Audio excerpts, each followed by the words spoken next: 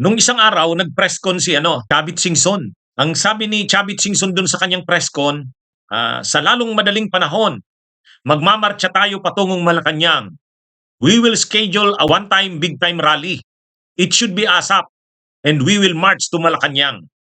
So ngayon mga kabunyog, mga kababayan, pag inanalyze mo yung mga nangyayari ngayon, pag inanalyze natin, mukhang mukhang ASAP nga talaga. Mukhang ASAP. Bakit masyadong nagmamadali si Chavit Singson na dapat lusubin na ang Malacanang? Magmarcha na daw patungong Malacanang, one time, big time. Yun ang sabi ni Chavit eh. Siya na daw ang nananawagan. I-organize niya daw ito, kakausapin niya ang mga church groups, kakausapin niya raw ang mga kabataan. Mukhang pupunduhan ni Chavit ah. Pero bakit? Bakit parang napakalaking project kay Chavit yun? Urgent nga eh. Kasi sabi niya sa lalong madaling panahon, ASAP, one time, big time. Ibuhos na ang lahat ng pwersa. Yun ang ibig sabihin ng one time, big time eh. Huwag na yung mga mayroon pang mga paunti-unti muna, hindi na, wala na. Sa mga nag-organize ng mga rallies, ang tawag doon build up. Wala na mga build up.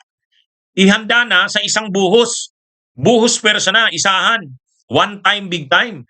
Tapos magmarcha ng Malacanang, paligiran na ang Malacanang, palibutin na ang Malacanang. At kailangan dyan ASAP. Bakit? Alam nyo kung ano mga kabunyog, mga kababayan? Pag tiningnan natin, ito ang lumalabas. Una, aarestuhin na, kakasuhan na ang mga senador na kakampi nila. Kahit nga si Amy Marcos, mukhang may natutunugan na. Kakasuhan na sila Jinggoy, sila Joel Villanueva at saka sila Revilla ngayong January 15. At pag nakasuhan yan ngayong January 15, ang kasunod na niyan, aresto. Aresto na yan. Ganon din yung mga kakampi ni yung best friend ni Pulong, si Eric Yap, saka yung kapatid na Edvic Yap. Mga best friend yan ni Pulong eh. Sasampahan na rin ng kaso sa January 15. Ayon mismo yan kay Amy Marcos ha. Ibig sabihin nakakatunog sila. Ay mga kasamahan nila yan. Siyempre pipigilan nila na yung mga kasamahan nila ay makulong. Gagawin nila ang lahat na wag makulong ang kanilang mga kasamahan. Kung isa pa, mag-i-impeachment si Sara sa February.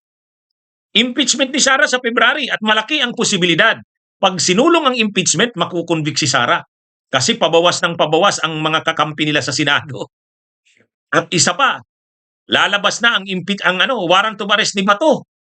Lalabas na ang warrant of arrest ni Bato. Kaya sa madaling sabi mga kabunyog, sa parte ng kampo ng mga Duterte, kumbaga itong mga buwan ng Enero, Pebrero, Marso, marami ang mangyayari. Pipilayan ang kampo ng Duterte. Nararamdaman nila yan. Kakasuhan na ngayong January 15, sila Jinggoy, Joel Villanueva, Revilla, kasunod na niyan. Lalabas na ang arrest warrant ni Bato. Baka kasama na rin si Bongo. At pagkatapos pa niyan, impeachment ni Sara, February din yan.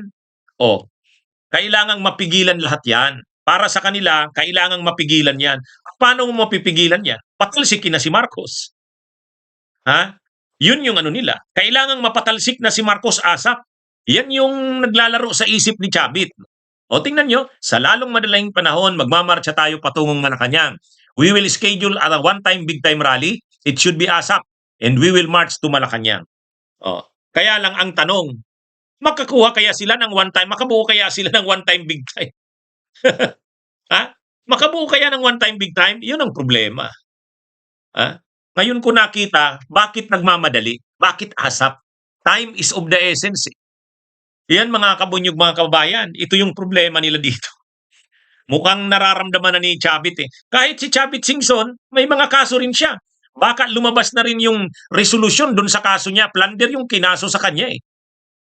Kinasuhan si Chavit ng plunder sa ombudsman tungkol dun sa biniling lupa ng bayan ng Narbacan, Ilocos Sur, napakamahal ng bili. Lupa ni Chavit ang binili. Napakamahal. Kaya may kaso rin ng plunder si Chavit. Siguro, may nakakapagsabi na kay Chavit na lalabas na ang resolution doon. Aarestuhin din si Chavit. Non-bailable yung plunder yun. Kaya ito mga kabunyog, mga kababayan? Para sa kampo ng mga Duterte, ito? Mukhang kailangan nilang magmadali na. Kailangan nilang magmadali na. Hindi na yata nila mahihintay ang 2028 na pag-upo ni Sara na inaasahan nila eh. Para sa kanila, ang 2028 na pagpresidente ni Sara, umaasa sila doon. Pero ito kasing mga mangyayari ngayon, kakasuhan, aarestuhin ang mga senador, kakampi nila yan, mga senador na yan. Jinggoy, Villanueva, si Revilla, malamang si Chi susunod pa rin yan. Pagkatapos i-impeach si Sara, malamang makukonvict yan. Arestuhin si Bato. Ay talagang ano ito. At si Chavit mismo, may plunder case din. oh.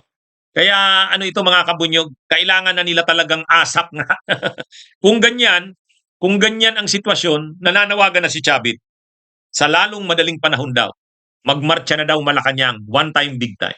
So ang inaasahan nila, mapapatalsik si Marcos, ngayon natin nauunawaan. Kaya pala, nalantad na ngayon, bakit asap ang plano ni Chavit? Nalusubin na ang Malacanang. Dahil nga sa marami silang kinakaharap na problema. Alam nilang ngayong mangyayari lahat yun. Kumbaga, magsasalubong lahat yun. Impeachment ni Sara, pag-aresto kay Bato, pagkakakulong, pag-aresto at pagkakakulong ng mga senador na kakampi nila, pati mga congressman na kakampi nila, sila Eric Yap. May plunder case pa si Chavit. Ay, talagang ano. Kumbaga, asap na talaga na makaupo na si Sara, mapatalsik na si PBBM. Yan mga kabunyog, mga kababayan. Kaya, ano ito, pinipilit ni Chavit na manawagan ng one time, big time. Ang tanong, ito ang tanong, kaya ba yan? Maraming beses na silang nanawagan yan, one time, yung rally na yan na malakihan, people power, wala namang nangyayari. Nung si Kibuloy nga na-aresto, nananawagan din silang mag-rally na ang mga supporters nila. Wala rin eh. Nang si Duterte na-aresto nung Marso, dapat kinaumagahan, makikita mo yung pagbuhos ng tao, suporta para ipaglaban si Duterte. Wala din. Wala. Nag-rally sila sa liwasan, iilan lang. Nung si Sara Duterte ay iniimbestigahan ng Kamara, tapos yung mga tao niya pinapatawag sa Kamara, isa-isang mga nag-high blood, dinadala sa veterans, gusto nila mag-mobilize ng suporta, nanawagan sila sa mga DDS. Wala rin. Nung mag-rally ang Iglesia ni Cristo noong November 16, 17, nanawagan naman sila ng rally ang mga DDS doon sa EDSA PPM, ang dumating 2,000, 3,000 lang. So wala na. Paano niya ngayon yan matitipon? Mas marami pa yung natitipon ng mga leftist doon sa Luneta. Mas marami pa yung natitipon ng mga civil society doon sa mga Dilawan at Kakampings doon sa EDSA People Power Monument, trillion peso march. Mas marami pa yun kaysa sa kanila eh. Kaya ngayon, paano? Okay, maganda yung plano ni Chavit, one time, big time. Saan kukuha ng tao? Nag-o-offer kay Chavit yung mga supporters sa Mindanao. Sabi, Manong, padalhan mo kami ng pera, sagutin mo yung mga barko dito, saka sagutin mo yung hotel namin dyan. Di ba? Ang problema, wala naman. Hindi naman kaya ni Chavit yun. Sasagutin niya yung mga taong galing Mindanao, papunta ng Manila. Laki ng gastos niya. Anyway, yan mga kabunyog, yan ang napapansin natin. Yung pala, kaya ngayon nalantad na yan. Okay, magandang araw sa inyong lahat. Mabuhay po tayo.